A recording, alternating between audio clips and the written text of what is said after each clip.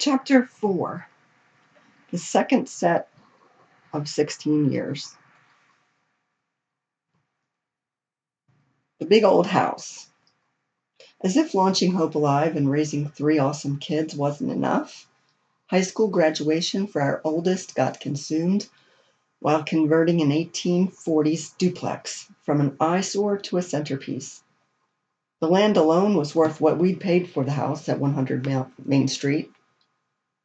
In the middle of a quaint little historic village in an affluent community, Frank designed our new home, building virtual rooms with diagrams on his computer. A few years later, this falling down old lady of a house would be restored and gorgeous. On moving day, the town inspector arrived early, but the van with all of our possessions arrived a little late. Technically, we had not yet taken possession, so the inspector railed, "This house should have been torn down," and he wielded his power to deny us a certificate of occupancy, a CO. We were forbidden to move into our home. Where would we put all our possessions? Where would we live? What seemed like a nightmare was actually God protecting us. Amongst other things, the house had no electricity or heat. What were we thinking? The movers, mostly Frank's Christian employees, held our hands and stood with us in a circle as we prayed. "Lord, what should we do?" The idea came to me: store our furniture in the ice house, which was on the property the ice house shared with squirrels, mice, and large snakes. The ice house would become home to our furniture along with those animals for the next 2 years while we met the town inspector's outlandish criteria. A generous widow at church, a friend who'd lived alone in her big 5-bedroom house, said God told her to invite our family to live with her. As guests in her home, Frank and I and each of our kids had their own bedroom, even our daughter when she visited from college. Okay, what's a nice house? I can almost hear you ask. In the 1800s, large chunks of ice were plucked from the creek that ran alongside and behind our home, then stored in this beautiful building through the winter. The grueling renovation would take over 2 years. 25 rooms, 3 expansive stories, a basement, an attic, 6 staircases, 3 porches, 42 wavy 1800s glass windows, and beautiful wide plank hardwood floors. The first floor had 2 kitchens, 2 living rooms, 2 family rooms, and 2 dining rooms. The second floor had 7 bedrooms, 2 bathrooms, and a sewing room. We later combined some rooms to make them larger. On the third floor, there were 4 large rooms plus a produce room and a smoke room with huge meat hooks. The clapboard exterior was covered with ugly white asbestos shingles. When we removed the shingles, remarkably, the clapboard beneath it was beautiful. The only insulation between that clapboard and the cold weather was horsehair mingled with plaster-covered lathing. We transformed one of our 3 dysfunctional fireplaces into a wood stove. Ironically, the lath we removed from the walls with all that horsehair finally offered some warmth. It served as perfect fire kindling. As I stood outside chiseling each asbestos shingle, I felt eyes piercing my back. Turning around, I was being watched. How silly I must have looked. Instead of telling my story right now, I'd still be standing there peeling off those tiles one by one. After that, we hired people for the job. Year after year, Frank had donated his time, talent, and lighting equipment just a few yards from this house for the town's annual Dickens Festival.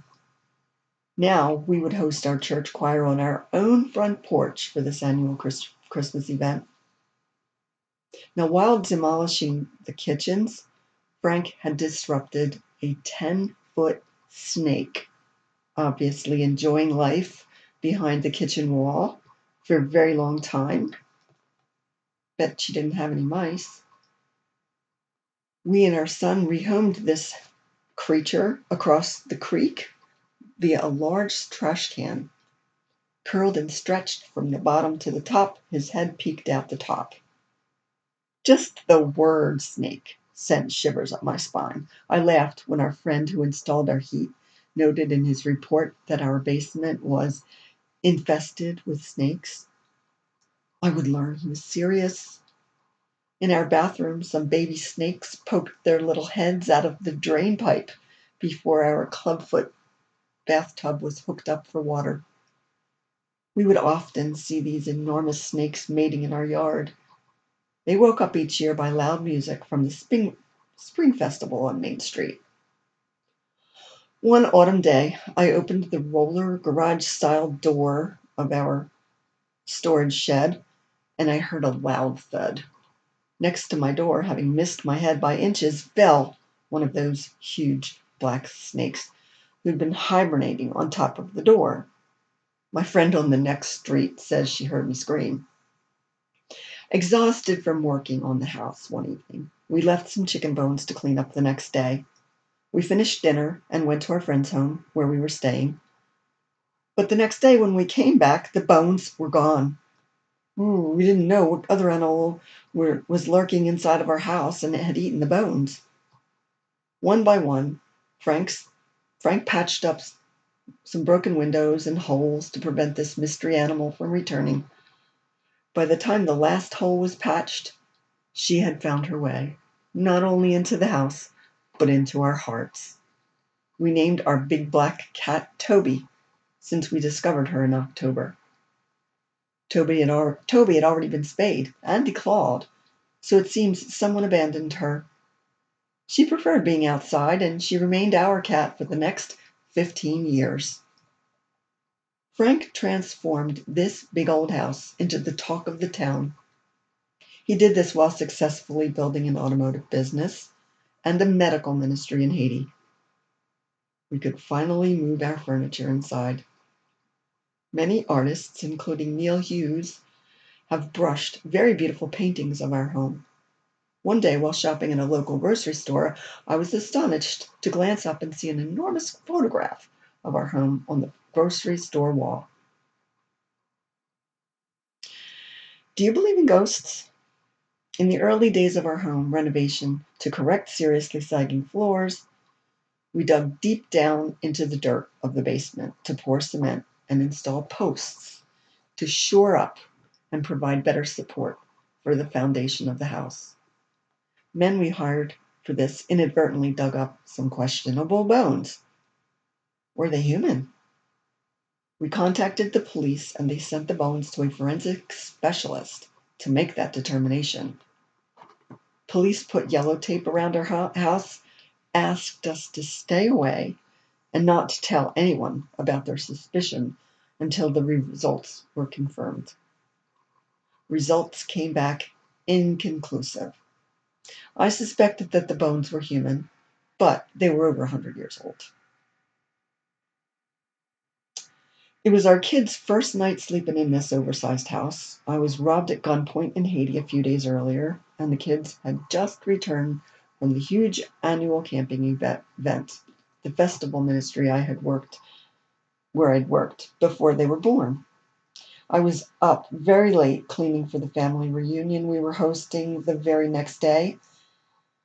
Family from Michigan, Illinois, Tennessee, New Jersey, and Pennsylvania. Where on earth did we get our energy for our ambitious endeavors? Frank had planned, shopped, prepared menus, and he would do all the cooking. We had planned the family reunion in faith that we'd have permission to live in this house, which we had just gotten permission and our CO 2 days before.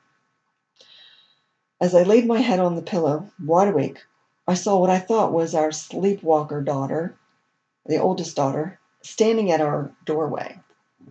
Concerned she might fall down the steps next to our bedroom door, I ran after her. When I jumped out of bed to rescue our daughter, there was no one around. I checked the bedrooms of each of our kids, but none of them was stirring. There was no way any of them could have been standing in our doorway. Another middle of the night incident, the piano played by itself. Everyone sleeping in the house that night met in the hallway in astonishment. There never was a logical explanation. The night after that, the TV turned on and off, repeatedly several times by itself. Once, a non-functioning lamp mysteriously turned on.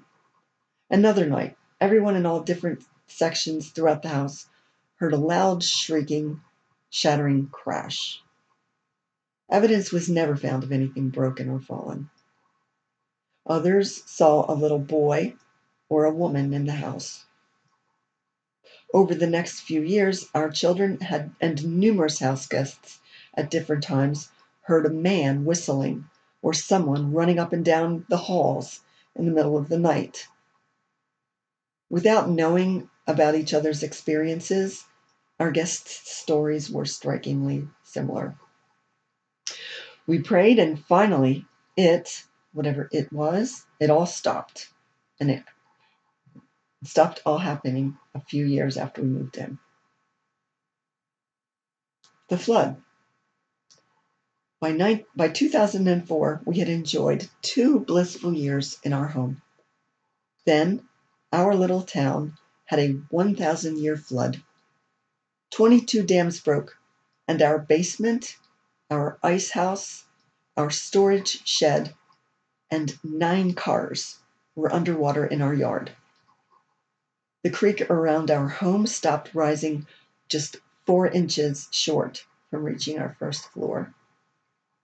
Like a strong, well-rooted tree in a storm, our old wooden home swayed and rocked as floodwaters flowed in and out again of our basement. What a blessing it was for the water to exit so quickly. The house is perched on a mound on the highest point of our property. A geological survey team came a few days later and posted bright orange pegs throughout the trees in our backyard to mark how high the water had gotten. Some pegs marked floodwaters 12 feet high in lower areas of our property. Well, Frank had the fun hobby of buying antique cars and restoring them for profit. 4 antique cars in our yard, in various stages of restoration, survived the flood, because those didn't have electronics like new cars do. I had just bought my used Kia. Neither mine, Frank's business car, our son's friend's car, nor our daughter's car were so lucky, and none of us had car insurance to cover flood damage. We didn't have homeowners flood insurance either. We were blessed that our youngest daughter at her Christian school, high school, donated $3,000 to help us as flood victims. The Red Cross brought us lunch every day. A local youth group, not our church, cleaned out our muddy basement. These kind gestures warmed our weary hearts. Our little town's flood made international news, and our youngest daughter was shocked to watch it from her missions trip in Mexico.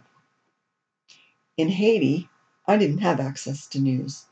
I heard about it when I landed at the Philadelphia airport. Our daughter, on summer break from college, was interviewed by a Philadelphia TV station. Our home, surrounded by water, was featured on the news. The newscaster asked her, "When you opened your basement door, what did you see?" "Water," she said. Incidentally, our circuit breaker was on underwater the whole time. After the news aired, people shocked to see Main Street with their own eyes, and they flocked to see it. The look of concern filled their faces as they asked us, believe it or not, about the ducks and the beaver that they'd seen on TV. "Were they okay?" they asked with crinkled foreheads. "Of course, they're fine. They're water animals." None of them asked about us, our house, our cars, etc., just about the ducks and the beaver. Well, we learned a similar flood happened in 1940 when a tenant in our house was rescued from our second floor window by a fire department boat. Unfortunately, he fell out of the boat and his boots sucked him under. His body was found near the cemetery a short distance away. Guessing water currents don't change, we successfully retrieved our lawn furniture from the same place this poor man's body had been found over 60 years earlier. Christian school. For the first time in their lives, our younger children went to public schools. Our daughter had had a great experience at in her new middle school. Our son, a junior in high school, missed his friends though, and decided he wanted to go back to graduate with the kids he'd gone all through Christian school with. So his senior year, he drove a half an hour each way to his old school. Unfortunately, the school had become unhealthy and legalistic. Or maybe after returning after a few months opened a perspective through which new eyes could see what was always there. Our son was not a troublemaker in school. He was clever, he was funny, witty like his dad, but he was respectful, well-behaved kid with a sterling character. His curious, truth-seeking mind tended to dig relentlessly for truth by asking a lot of deep-thinking questions, never settling for Sunday school answers. His teachers seemed threatened by his brilliant mind and inquisitiveness. Well, our son failed a history project he had worked very hard on because he inadvertently had broken a ridiculous school rule. The project contained pictures of him not wearing his school uniform. He understood he needed to wear his uniform to school, but who knew the rule applied to pictures of him? This project carried so many points that it jeopardized his chances for graduating. He developed shingles. This is a virus related to chickenpox from the stress. The second semester of his high school year, he transferred back to the public school in our town. His transition went smoothly, and he, thank God, graduated with good grades. But some of his old friends and classmates back at the Christian school were not so fortunate. Horribly, a disproportionately large number of our son's friends from that Christian school died later in life from drug overdoses. Like our son, they were targeted by school administration not to graduate. One of them had always wanted to be a police officer. At that time, GED, General Education Diploma, was not acceptable for this profession. A high school diploma was denied this kid for a similarly ridiculous reason, and the boy's dreams were shattered. His life spiraled down, first with drug abuse, then eventually an overdose and death. After many disgusting incidents, this school closed in shame a few years later. To be fair, there were many wonderful teachers there who made lifelong positive impressions on our children, and we have no regrets sending them to Christian school. But humans tend to mess things up everywhere. Only Jesus. Years later, our son expressed an accurate analogy. He expressed, we had tried to protect our kids from the world by putting them in a bubble, which was Christian school. He said, unfortunately, Satan was always inside that bubble with him.